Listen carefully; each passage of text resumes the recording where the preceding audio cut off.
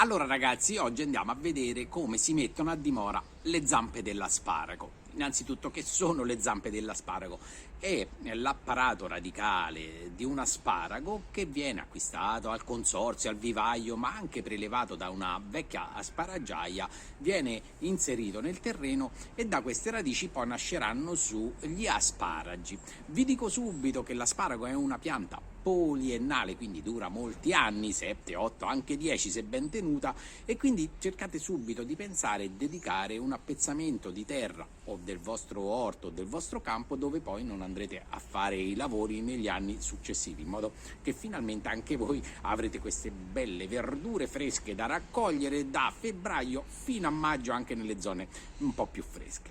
Oggi andiamo a vedere quello che c'è da fare per mettere a dimora una zampa di asparago. Lo vedremo così in un piccolo pezzetto di orto, ma la stessa tecnica può essere chiaramente riprodotta anche nei campi in grandi ed intensivi. Seguite tutti gli accorgimenti, seguite il video, perché un'ottima coltivazione della zampa, quindi una messa a dimora della zampa dell'asparago, fa la differenza tra una pianta buttata là ed una che ha seguito un certo iter. Andiamo subito al video. Ci siamo ragazzi, ecco qua, questa è la zampa dell'asparago. La zampa è l'apparato radicale. Queste sono le radici dell'asparago, era una pianta che è stata prelevata da una vecchia asparagiaia e qua sopra, nella parte più alta, qui c'erano gli stoloni che erano le vecchie piante oramai cresciute della pianta dell'asparago. Quindi questa è la parte superficiale dove usciranno i futuri asparagi. Ne possiamo già vedere uno, eccolo qua, guardate qua che carino, e questa invece è la parte sottostante.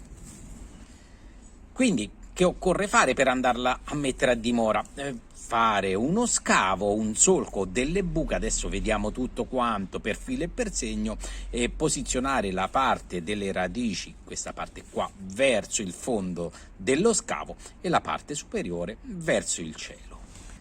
Il periodo migliore per mettere a dimora la zampa dell'asparago è sempre alle porte dell'inverno. Quando noi andiamo a prendere la pianta dell'asparago in pieno campo, dobbiamo farlo quando è in massimo riposo vegetativo. Stiamo parlando di dicembre, massimo gennaio, perché poi la pianta dell'asparago muove molto velocemente. Quindi siamo a fine inverno, andiamo a prelevare o a acquistare le zampe dell'asparago e poi le andiamo a mettere subito a dimora. Adesso vediamo come si fa. In tutti quei casi, come in questo caso qua, la pianta ha un apparato radicale molto grande, folto, e è già quasi separato in due porzioni. Possiamo aiutarci e fare due nuove piante. Eccoci qua, abbiamo tirato con forza le due radici, i due apparati radicali, e avremo due nuove piante da mettere a dimora.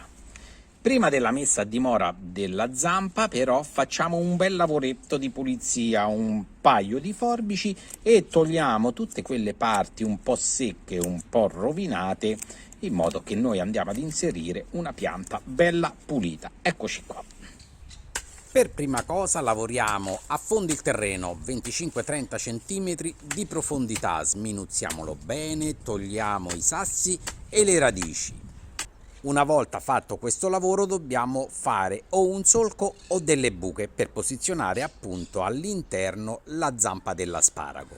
Il sesto d'impianto, che è la distanza tra le piante e la distanza tra le file, è 40 cm da pianta a pianta, 80 cm tra le file.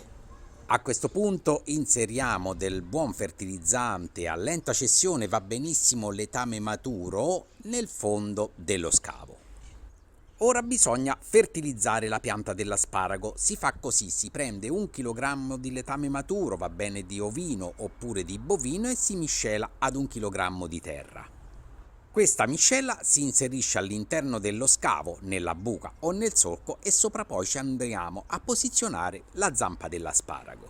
Una volta fatto questo lavoro, con un rastrello ricopriamo l'asparago fino a filo del piano di campagna con la terra che abbiamo lasciato sullo scavo. Cercate sempre di mettere sopra la zampa dell'asparago della terra soffice priva di sassi, in modo che l'asparago crescerà su bello dritto, fresco e rigoglioso, e saremo pronti per raccoglierlo appena arriverà la primavera.